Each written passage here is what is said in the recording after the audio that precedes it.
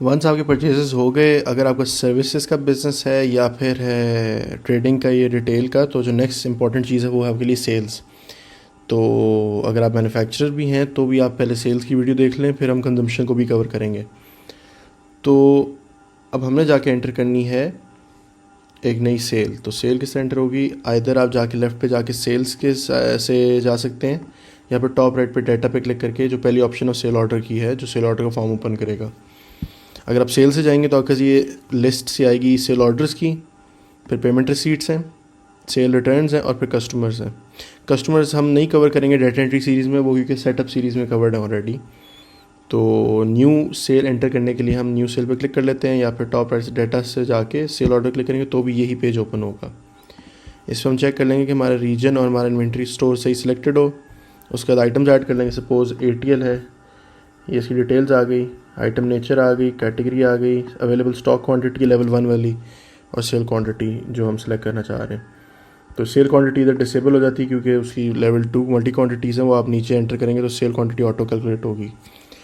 Late से 1 kg है, एक रील है 1 to 5 kg वाली एक, फिर 434 kg वाली एक रील वो ऐड कर लेते हैं, और फिर बस में हमें काफ़ी है। और फिर प्राइस हम अटैच कर लेते हैं 333। ये हमारा बिल बन गया 186 147। इस पर हम कहते हैं कि हम 147 रुपीज़ का डिस्काउंट दे रहे हैं इस आइटम पे। ये होल फिगर बन गई, ऐड कर दी। कस्टमर हम कोई कर लेते हैं, let's say mister Sohail. New customer का बटन यहीं पे है अगर आप कोई नए कस्टमर को डील कर रहे हैं। और अगर आप वो इसके ट्यूटोरियल देखना चाहते हैं तो आप सेटिंग अप सीरीज़ में जाएंगे तो कस्टमर फॉर्म पे हमने पूरा गाइड किया हुआ है। और इन केस आप चाहते हैं कि अगर आपकी डे टू डे सपोज़ जो वॉक इन कस्टमर ज़्यादा है तो आप इसको एम्प्टी छोड़ दें तो सिस्टम कैश सेल कंसिडर करेगा उससे, और ऑटोमेटिकली कैश कस्टमर के नाम पे सारी सेल्स एंटर करता रहेगा। तो अगर किसी पार्टी के साथ आप लेजर चलाना चाह रहे हैं या आप उसका आइडेंटिफाई करना चाह रहे हैं उसके नाम के हिसाब से बिल, तो फिर आप यहाँ पे कस्टमर ऐड करते हैं, अदरवाइज खाली छोड़ सकते हैं, ये ऑप्शनल है। एजेंट आप सेलेक्ट कर लें, let's say Dilawar. Sale order की डेट आ गई। टैक्सेशन अगर कोई ऐड करनी है, अभी ये नॉन टैक्स आइटम है, नॉन टैक्स सेल एंटर कर रहा हूँ। अगर आप चाहें तो आप एक्सक्लूसिव टैक्स भी कर सकते हैं और इंक्लूसिव भी कर सकते हैं। उसके बाद आइटम्स आ गई, आइटम्स में आइटम कोड आ रहा है, कस्टम मॉडल कोड अगर कोई होता, आइटम नेम में ATL आइटम है उसकी डिटेल आ रही है, फर्दर प्राइस है, क्वांटिटी है, डिस्काउंट है, सब टोटल आ गया, टैक्स अप्लाई करके फिर टैक्स की अमाउंट कैलकुलेट करके टैक्स आ गया, और फिर अगर रिमूव करना चाहें तो रिमूव कर सकते हैं। अब एक और कोई आइटम ऐड कर लेते हैं, लेट्स से ये अमेजिंग आइटम 3 आ रही है, इसका हम कर लेते हैं 50 pieces at the rate of 217 rupees. ये हमारी एक अमाउंट बन गई, इसको ऐड कर लेते हैं। अभी हमारा बिल बन रहा है 196 950। हमारा क्लाइंट कहता है हमें डिस्काउंट कर दें, इसमें भी 195 की होल फिगर कर दें।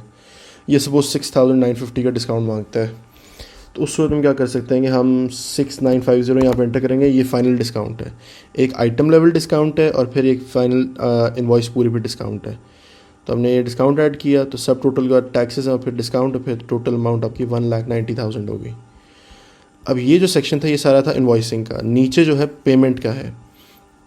पेमेंट में हमारा ये है कि पेमेंट मेथड आपने चूज़ किया, receiving into account. Payment method देख लें, रिसीविंग इनटू अकाउंट हो गया, कैश इन हैंड में हम रिसीव कर रहे हैं, अमाउंट आप मेंशन कर दें, सपोज़ 1 लाख अभी कर रहे हैं। अगर कस्टमर बाद में करता है या फिर आप ब्रेक डाउन करके करना चाह रहे हैं या फिर आप बाद में फुली क्रेडिट सेल है तो आप ये इसको एम्प्टी छोड़ दें और सिंपली सेव ऑर्डर पे क्लिक कर दें।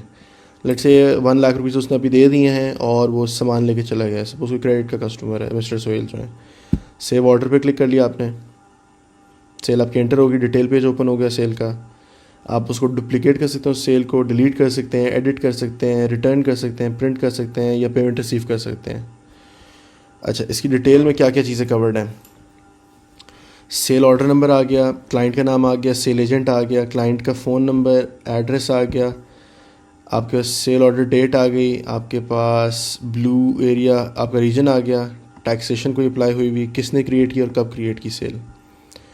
उसके बाद आपके पास आ जाता है आपकी कॉस्टिंग और प्रॉफिट कैलकुलेशन। वो कह रहा है टोटल अमाउंट आपकी 190 है, जिसमें से 19,009 रुपीज़ आपकी कॉस्ट ऑफ गुड सोल्ड थी और फिर प्रॉफिट आपका 1,70,999 हुआ है। ये बात नोट कर लें कि अगर आपका मैन्युफैक्चरिंग का बिज़नेस है तो आपको प्रॉफिट नहीं मिलता, अगर आपका मैन्युफैक्चरिंग का बिज़नेस हो तो हम इस वक्त प्रॉफिट कैलकुलेशन नहीं देते, क्योंकि उसमें फैक्टर्स बहुत ज़्यादा हैं, ये बहुत ऑब्वियस बात है। प्रॉफिट कैलकुलेशन जो है, जो ग्रॉस प्रॉफिट कैलकुलेशन है, नेट प्रॉफिट आपको मैन्युफैक्चरिंग मिल जाएगा, लेकिन जो आइटम टू आइटम या सेल टू सेल जो ग्रॉस प्रॉफिट कैलकुलेशन है वो हम ऑफ़र नहीं करते हैं। वो सिर्फ ट्रेडिंग के बिजनेस में अप्लाई होता है या रिटेल में, जहाँ पे एक हाथ से चीज़ ली और दूसरे हाथ में वो बेच दी, प्राइस डिफरेंस कैलकुलेट हो गया, सिंपल इज़ दैट।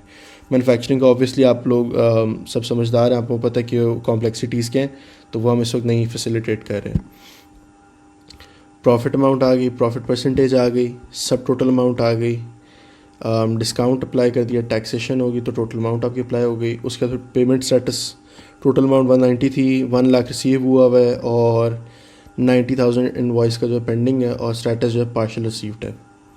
आइटम्स आ गई, उनकी सारी डिटेल्स आ गई आपके सामने जो हमने पहले एंटर की हैं, और उसके बाद फिर पेमेंट रिसीट्स अगर कोई एंटर हुई है तो वो आ जाएंगी। सेल रिटर्न्स, डॉक्यूमेंट्स सब इधर ही कवर्ड है, और इन द फ्यूचर यहाँ पे वाउचर भी आपको इधर ही मिल जाएगा, जैसे आपने किसी और वीडियो में देखा हो, शायद परचेज़ में देखा हो या परचेज़ रिटर्न में। उसके बाद हम कवर कर लेते हैं पेमेंट्स नेक्स्ट वीडियो में, बल्कि मैं एक आपको सेल डिलीट करके भी दिखाना चाहता हूँ। इसको नहीं करूँगा, लेकिन किसी और सेल को डिलीट करके भी दिखाऊंगा। लेट्स से ये कैश सेल है, ये वो कैश सेल है जिसका मैं कह रहा था कि अगर आपके पास ऑप्शनल आप शो है कस्टमर की फील्ड, अगर आप उसे ऑप्शनली एम्प्टी छोड़ देंगे तो जो सॉफ्टवेयर है वो ऑटोमेटिकली उसको कैश सेल कंसिडर करेगा और वो एक जनरल एक कस्टमर के नाम पे जाके सेल डाल देगा। उसके बाद हम इसको डिलीट कर लेते हैं और सेल डिलीट होगी, सिंपल इज़ दैट।